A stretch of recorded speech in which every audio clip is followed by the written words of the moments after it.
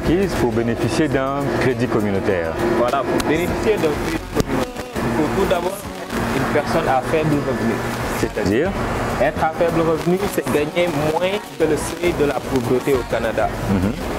Par exemple, pour une personne vivant seule, le seuil de la pauvreté est de 22 000 $. 22 000 $ annuels ou bien? Annuel. Ok. Pour une famille de 2 personnes, il s'agit de 27 000 $.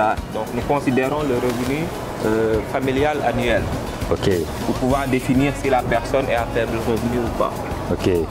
Et il faut aussi que la personne soit exclue des systèmes financiers traditionnels, par exemple les banques. D'accord. Donc ça peut être soit par manque de mise de fonds, ou bien voilà, ça peut être dû au fait que la personne soit un nouvel arrivant. Donc il y a plusieurs choses qui peuvent faire que la personne n'ait pas accès au mode de financement traditionnel. Et il faut aussi se trouver sur notre territoire. Par exemple, pour la SEM, il faut que la personne soit, que le siège social de son entreprise soit à Montréal. À Montréal, même sur l'île de Montréal. L'île de Montréal, Okay. la grande région de Montréal. Excellent, c'est parfait. Et donc, une fois que ces personnes remplissent ces critères, Oui. elles peuvent aller sur votre site internet.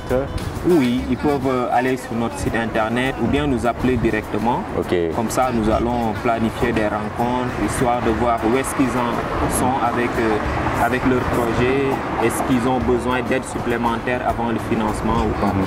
Excellent. Et là, on travaille aussi avec des partenaires. Nous, on est au niveau du démarrage d'entreprise. On finance les projets qui sont sur le point de démarrer. Est-ce que tu as deux exemples comme ça, deux success stories dont tu pourrais nous parler? Moi, je dirais que depuis que je suis à la SEM, il y a de cela 2 ans, toutes les entreprises qui ont été financées sont actuellement en exercice. Excellent, c'est bien Et ça. là, les entreprises se portent bien. Il y a quand même 2 histoires qui m'ont fasciné, mais il s'agit d'histoires qui ne datent pas d'aujourd'hui. Il s'agit de Domise, je ne sais pas si vous connaissez Domise, ils font en fait des couches écologiques. Ah. Et eux, ils ont été financés par la SEM. Donc ils ont bénéficié du crédit communautaire en commençant. Ce qui veut dire qu'ils n'ont pas commencé avec beaucoup d'argent. Mais actuellement, on parle de chiffre d'affaires de millions de dollars. On parle de millions de dollars. Ah, c'est bien ça. Ouais. Et ensuite, il y a aussi Resto Plateau, qui est un restaurant collectif UNOBNL, qui est situé sur le plateau Mont-Royal. Et ce restaurant a été mis par des immigrants. Ils ont aussi été supportés par la SEM au début, mais actuellement, on parle aussi de chiffres d'affaires de millions de dollars. C'est intéressant ça. C'est des histoires comme ça qui vraiment encouragent le monde et montrent que le crédit communautaire fait bien son accompagnement, le travail d'accompagnement. Mais pour des personnes qui seraient réticentes vis-à-vis du crédit communautaire, quel message pourrais-tu leur adresser? Je leur dirais que ce qu'ils peuvent vraiment gagner par rapport au crédit communautaire, c'est plus l'accompagnement. Parce que là, on est entouré de spécialistes de tous les domaines de l'entrepreneuriat qui sont là pour les aider en cas de problème. Et ils ont aussi accès à du réseautage. Nous travaillons avec beaucoup de partenaires. Donc le fait de travailler avec des promoteurs leur permet aussi d'avoir accès à ces partenaires-là. Il y a tout un bassin de ressources qui sont là avec nous et qui pourraient leur être utiles. Alors Magaï, c'est quoi ton regard finalement, ton regard personnel du crédit communautaire? Moi, je dirais que c'est un concept, c'est une pratique qui est vraiment riche. Pour reprendre le slogan de la SEM, on dit l'humain est au cœur de nos préoccupations. Là, c'est vraiment la dimension humaine qui vient me chercher dans cela. C'est quelque chose qui, depuis tout petit, m'intéresse. Le fait de considérer la personne, de savoir que, comme aime le dire d'ailleurs la présidente du réseau québécois de crédit communautaire, qui aime souvent nous rappeler que là où certains voient un risque, nous voyons un potentiel. Donc, le crédit communautaire n'est pas une machine à crédit.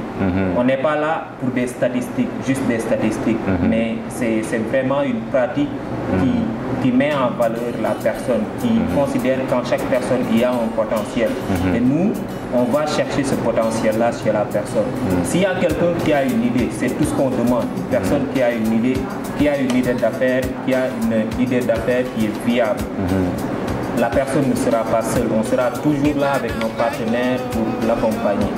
Donc c'est vraiment là la richesse du microcrédit. Donc pour ceux qui hésitent à aller en affaires mais qui ont quand même des idées, je les encourage à venir nous rencontrer et nous les aiderons à mettre sur place nos projets. J'aimerais revenir un peu sur ce dont on a parlé tout au long de ce reportage, les femmes.